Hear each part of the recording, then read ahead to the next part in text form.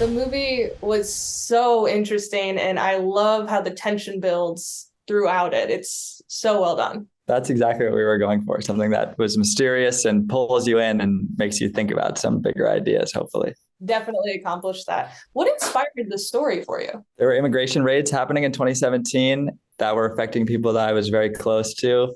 And it reminded me of, in the darkest ways, of the story of Anne Frank and about a family that's hiding from police inside of another family's house. And that was how this script started to get formed at its most basic level. That definitely was a story that kind of pinged in my head with that. So really well done there. Wow. Can you talk about kind of leaning into the horror feel? Because the tension really built as if it was a horror movie throughout, which I found really, really interesting because it's not the kind of movie where you're expecting like a supernatural monster or something. The horror is very, very real. Yeah. I think that it builds like a horror movie because there's this real fear that they don't trust what they've been told. But I think what we thought, maybe there's something that's even scarier than supernatural horror or scarier than a monster, is something that feels like it could happen. Isn't that the scariest possibility of all? Even if it's not immediate life or death danger, what if it's the complete or seemingly the end of what you thought was your future here? Isn't that even scarier? And so I think kind of grounding it in those feelings of a horror movie felt right. Definitely. And I'm curious, why is it that Nico is so quick to distrust what's going on? Because it really feels like he never fully accepts what he's been told. You know, I think as a character, Nico has grown up needing to have a hard external shell because he's needed to protect himself and his mom in situations where that existed before this movie even started. And so I think he's always looking to protect his mom.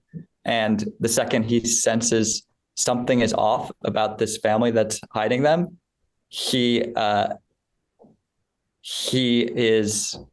is going to investigate it and make sure that they're in the situation that he thinks is right. It was definitely a good choice on his part. Yeah.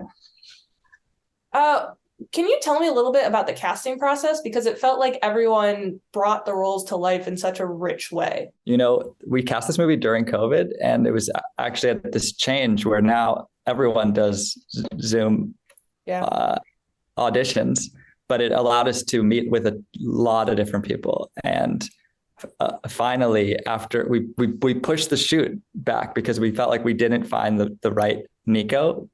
And finally, over Zoom, I met with Ezekiel, who in his real life, he is here under the DACA program. And he grew up without papers for his entire childhood living in Los Angeles. And so when we met and I watched some of his previous work, we quickly became close friends, and we decided that we should make this movie together. I love that. And then you mentioned the story of Anne Frank as one of your inspirations. Were there any other maybe stories or movies that you kind of looked to? Because it had kind of Parasite vibes for a while there. You know, I love Parasite and I love Get Out in terms of movies that are exciting, but also can inspire social change. And so those two for sure. And then I really love this film, Caché by Michael Haneke, which is about a French family who is receiving videotapes to their house and of filming them in the streets. And similar to At the Gates, I think that it's a movie that's mysterious, suspenseful, and then allows you to think about bigger themes as a country. Yeah. And then can you talk about kind of exploring this side of immigration and ICE? Because it's not usually what we get to see in movies. Yeah, I think that we wanted to we knew that this film was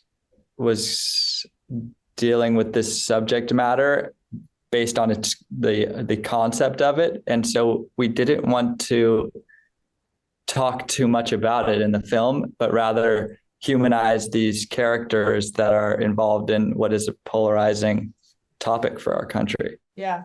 Well, like I said, really, really great job. I'm excited to see more of your work in the future. Thank you so much. Thank you so much. Our movie comes out November 3rd in theaters, and we're really excited to spread the word about it. And thank you for taking your time to watch this small but bold movie.